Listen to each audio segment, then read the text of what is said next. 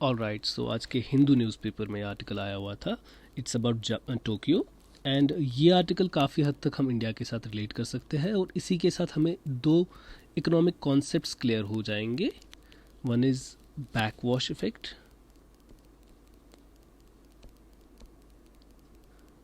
And the other is spread effect.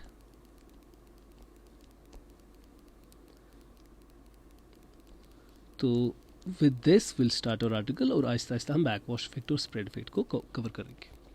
अब पहले article की बात करते हैं। बस इतना सा, टोक्यो जो कि जापान की कैपिटल है, वहाँ पे क्योंकि बहुत ज़्यादा इमिग्रेशन, जापान की कैपिटल टोक्यो, वहाँ पे बहुत ज़्यादा इमिग्रेशंस हो रही थी हर एक एरिया से जापान के, जिस वजह से टोक्यो में बहुत ज़्यादा प्रॉब्लम स्टार्ट हो गई, क्योंकि पहली पॉपुलेशन डेंसिटी बढ़नी स्टार्ट होगी और फिर उतनी ज़्यादा अपॉर्चुनिटीज़ होती भी नहीं है, तो पॉपुलेशन प्रेशर आ जाता है एक छोटे से एरिया पे।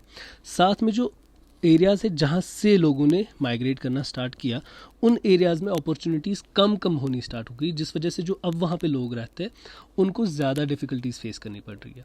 अब इस वजह से ओवरऑल इकोनॉमी में भी एक डिस्टर्बेंस आ जाती है, जो कि होलिस्टिक डेवलपमेंट नहीं हो पाती। अब एक ऐसा इफ़ेक्ट जिस वजह से किसी कंट्री में एक सेंटर ऑफ डेवलपमेंट बन जाता है और लोग बाकी सारी जगहों से वहाँ की तरफ माइग्रेट करें, इस इफेक्ट को बैकवॉश इफेक्ट कहते हैं। बैकवॉश इफेक्ट और स्प्रेड इफेक्ट दोनों का कॉन्सेप्ट दिया था एक इकोनॉमिस्ट गुनार मिरडाल ने। तो ही गेव द कॉन्सेप्ट। अब ये एमसीक्यू भी बन सकता है यहाँ पे, तो नाम भी याद रख लेना। गुनार मिरडाल ने कॉन्सेप्ट दिया था बैकवॉश इफेक्ट और स्प्रेड इफेक्ट का। बैकवॉश इफेक्ट दोबारा से समझते हैं, जब दूसरी जगहों से पीपल माइग्रेट करना स्टार्ट करते थे towards the centre of development, तो उसको हम बैकवॉश इफेक्ट कहते हैं। तो इसमें हाई इनइक्वालिटी क्रिएट हो जाती है आफ्टर सम टाइम, और ये अल्टीमेटली अनसस्टेनेबल मॉडल बन जाता है।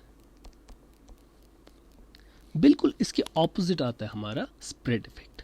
स्प्रेड इफेक्ट में क्या होता है, एक सेंटर जब डेवलप हो जाता है, वहाँ की डेवलपमेंट ऐसी होती है जो कि अपनी डेवलपमेंट के इफ़ेक्ट्स स्प्रेड आउट कर लेती है।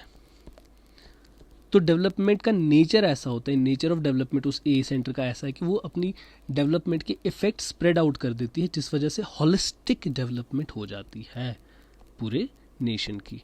हॉलिस्टिक डेवलपमेंट हो जाती है पूरे नेशन की, पूरे कंट्री की, और ये काफ़ी सस्टेनेबल रहता है। इसको हम कहते हैं, इस इफेक्ट को स्प्रेड इफेक्ट, जिसमें डेवलपमेंट स्प्रेड हो जाए। फॉर एग्जांपल अगर बहुत अच्छे एजुकेशन सेंटर्स हमारे सेंटर में है, जो सेंटर ऑफ डेवलपमेंट है, वहाँ पे 2-3 इंस्टीट्यूट्स ऐसे हैं जो हाईली स्किल्ड पीपल को क्रिएट कर रहे हैं, और वो हाईली स्किल्ड लोग अपने अपने सेंटर्स में जाके कुछ स्टार्ट कर रहे हैं। वो बिजनेस हो सकता है, वो कोई भी एंटरप्रेन्योरशिप हो सकती है। तो वो अपने अपने सेंटर्स में जाके वो डेवलपमेंट स्प्रेड कर रहे हैं, तो इस इफेक्ट को हम कहते हैं स्प्रेड इफेक्ट।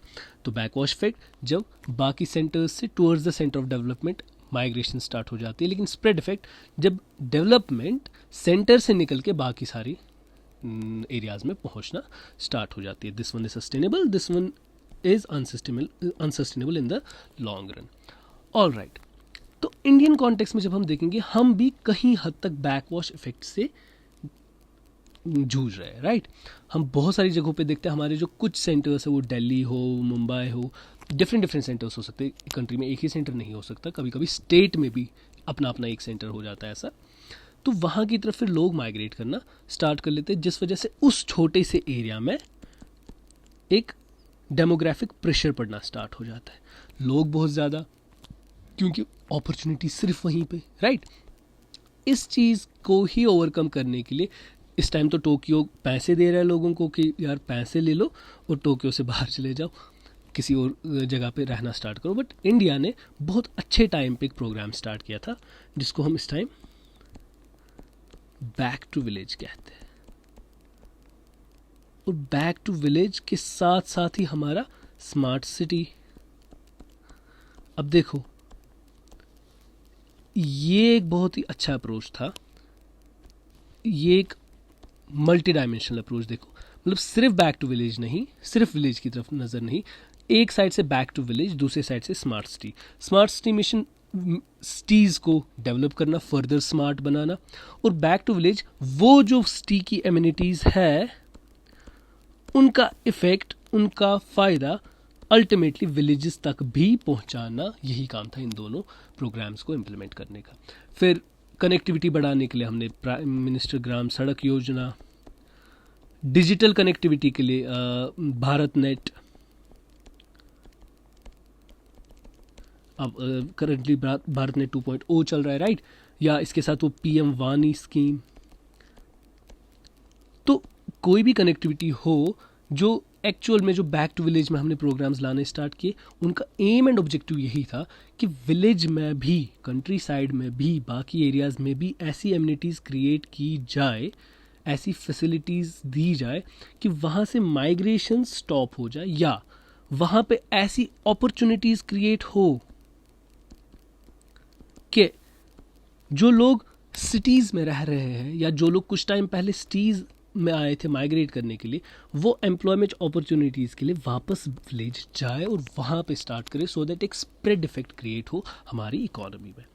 तो ऐसे अगर हमने आर्टिकल समझे, आई थिंक हम इवन जो आंसर लिखना होगा या कभी अपने पॉइंट रखने होंगे किसी डिबेट में, this is the good way to put it forward. So this was all about this article. Thank you.